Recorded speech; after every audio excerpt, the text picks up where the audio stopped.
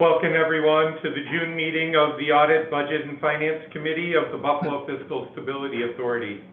Thank you for all being here. I will first call the roll of the committee, members present. Vice Chair Jurcek. Present. Okay, and Director Floss, myself, is here. We have a quorum. So the first order of business is to approve the minutes from the March 25, 2024 committee meeting. A copy of the minutes and the accompanying draft resolution are in your board book under tab 1. Can I have a motion, Jeanette? As moved. Okay, seconded. Are there any questions, changes to the minutes? None. None? All right. All those in favor say aye. Aye. Aye. Opposed? The minutes are passed. The next item of business is to recommend the final BFSA 2024-2025 budget and the related 2024-2027 four-year financial plan as presented to us to be approved by the full board. This budget was reviewed in detail at our March meeting and was publicly posted. No comments were received. The draft final budget and financial plan are provided under tab 1 in your book. I request a motion to recommend the approval of the 2024-2025 budget and the 2025-2028 financial plan by the full board. As moved. Jeanette? Thank you. I'll second. Is there any discussion? Seeing none, all those in favor say aye. Aye. Aye. Opposed? It passes. The final item of business is to discuss the bond pricing differential analysis as prepared by our financial advisor. Whitney Warren is presenting today to discuss this item. Whitney, could you go over your findings with us, please? Happy to. Yes. Hi, everyone. So, as we've done in years past, we analyzed the pricing results from the City of Buffalo's 2024 A and B bonds. We then evaluated that compared to a hypothetical pricing of the bonds, were it to be priced based on the credit of BFSA. In doing so, I work with our pricing desk, several individuals who write scales for us, who are in the market on a consistent basis 5 to 10 times a week with clients of ours. So very much understanding where the current market is, what current spreads look like for different issuers, and they provided scales based on that, and based on, as you know, the local government credit, the rating of BFSA, and we then compared the results of the pricing based on the city's spreads to, again, what our pricing desk felt this Buffalo Fiscal Stability Authority would price in the same market. Based on that, as you may have seen in the memo, the difference between the two is anywhere from 4 to somewhere around 15 basis points. So quite a significant improvement in pricing were it to be priced by the authority.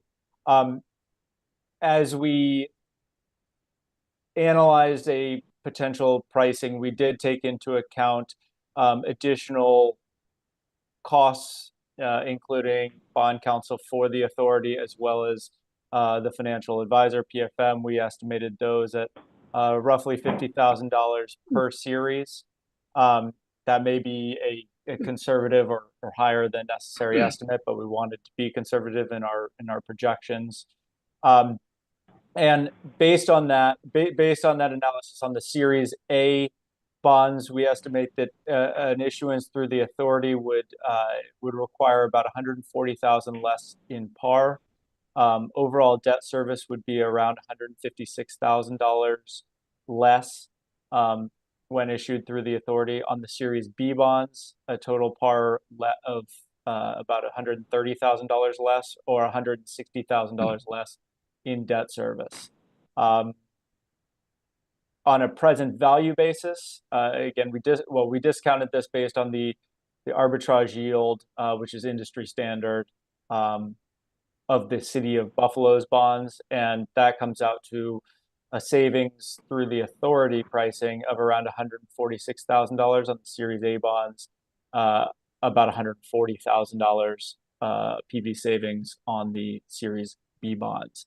I think, I've discussed this with Jeanette. We did try, without the way the bonds are structured, are based on a project by project basis. So our structure aimed to mimic those, and so in the memo we kind of outline how we approach that. Level debt service on Series A, which was a fair reflection of how the city structured theirs. On the Series B bonds, it was significantly more front loaded, and so what we did was we proportionally matched the amortization of the city's bonds and matched the average life. So in the memo, you'll see that the average life of the bonds matches the City of Buffalo's, and so we felt that that was a fair reflection of the structure of both of the series. And that's I would think a general overview. I'm happy to answer any questions, comments. Janet, do you have any questions? Yes, I do. This is Director Jeanette. Mr. Ward, when you began, you referenced, or what was the language you used? The hypothetical, or the hypotheticals we used. You used the word hypothetical. Yes.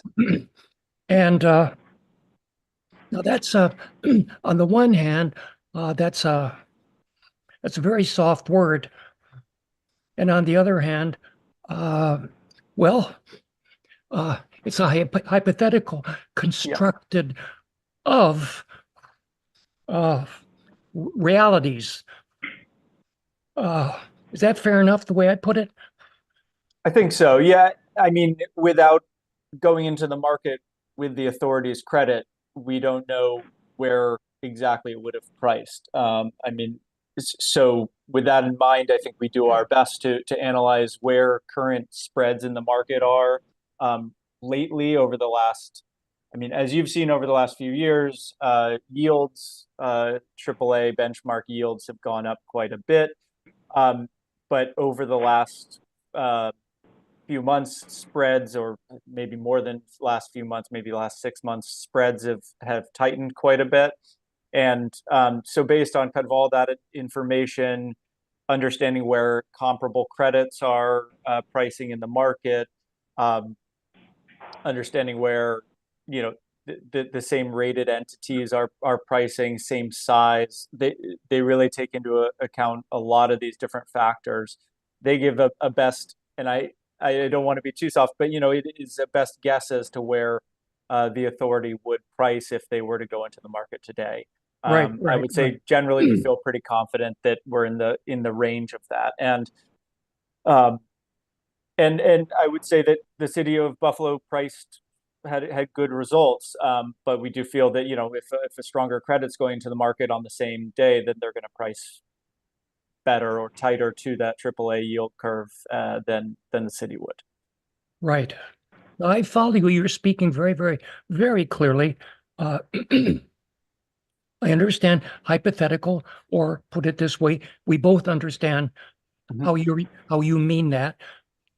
And you also now just inserted the phrase best guess. I understand. Okay. What other language do we have? We've been in a soft argument with City Hall for years about how to leverage how to leverage our strength, our rating, to save the city money. Mhm. Would this be the only way to erase the word guess and hypothetical? Let's pick a bond and an amount, and I have difficulty speaking, so just be patient with me. Mhm. Pick a bond type and a bond amount, and we and the city both try to go to market at the same time. And that, you see, that erases then, it stops the back and forth argument, and it kills the word guess and hypothesis. It's sort of a head-to-head comparison on a given day, this amount, this type of bond. Is that insane? Is that doable? Because we've been in this sort of friendly argument with the city for years.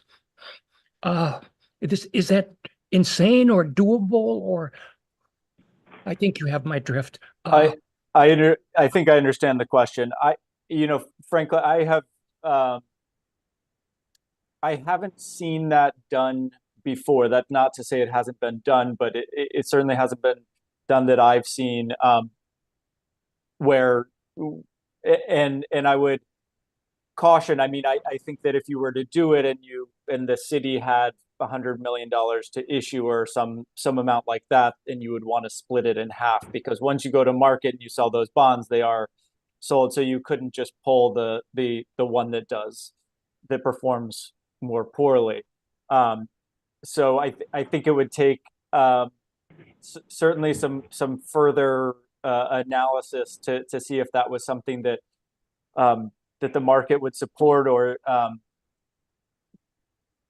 unfortunately, I can't answer if that's something that others have tried, because I just haven't seen anything like that before. But I would, I think to argue against the kind of hypothetical notion, the authority has a better credit, and Right.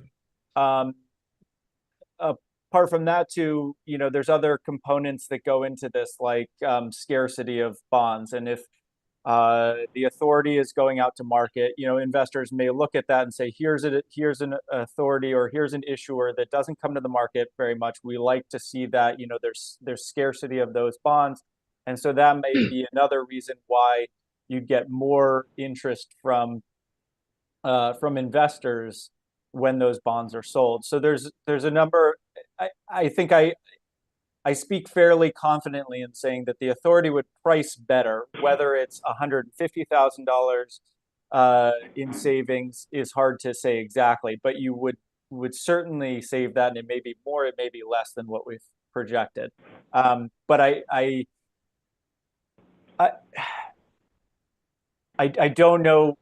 That would obviously be a much larger conversation to go out and really test the market at the same time with both issuers in the market on the same day. I don't know that I would necessarily advise for that. Yeah, it's not. It's not how the real world works. But all right. All right. Director Sam Filipos joined us. You have a question? Yeah, based on the analysis that you provided, we're talking about what, $156,000 on one issue, $146,000 and 963. That's based on how long of a term of the bonds? So what does that break down per year? Are these 20-year bonds? Are these 10-year bonds? I'm looking at the amortization schedule, so I'm just curious as to, on an annual basis, how much savings would the city make? Right. So if you have the memo, it's at the bottom of page 2 of the memo. On a cash flow basis, Series A would be roughly 40,000, and then it would, because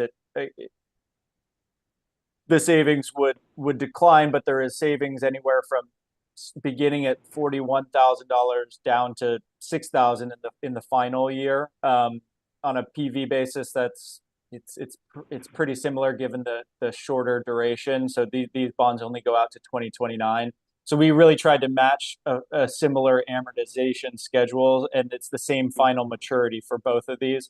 So you're looking at about, yeah, as I said, roughly $40,000 down to $6,000 on the Series A. On Series B, it's approximately, again, it varies, but it's anywhere from, I would say, 5 to 10 up to about $20,000 in cash flow savings annually, and it's a similar amount on a PV basis. Okay, this is probably more of a question of the city. Has the city's financial advisor reviewed your analysis on this? I can't comment on that. Oh, yeah, I don't think the question's for you. I'm Okay. sorry, I was just curious as to what the city's financial advisors feel as though about this analysis that you provided. The book is provided to the controller's office. I'm not sure if they provided to the financial advisor. Yeah, okay. I would just like to see what they would weigh in on your comments. Thank you. Thank you, Mr. Warren. Are there any other questions or discussion on this topic? Thanks. Okay. Is there any other business to be considered by this committee? Director Jeanette? Jeanette, what did you say to Andy's question? That is to say, has counsel for the city or has the city commented on this particular analysis? I just didn't hear what you said. No problem. I had indicated that the board book is provided to the controller's office, Okay. but I'm unaware if they provide it, to their financial advisor. Okay. Thank you. Thank you. If there's no any other discussion, I'll accept a motion to adjourn. Jeanette? As moved. Okay, second. All those in favor of adjourning, say aye. Aye. We stand adjourned. Thanks, everybody.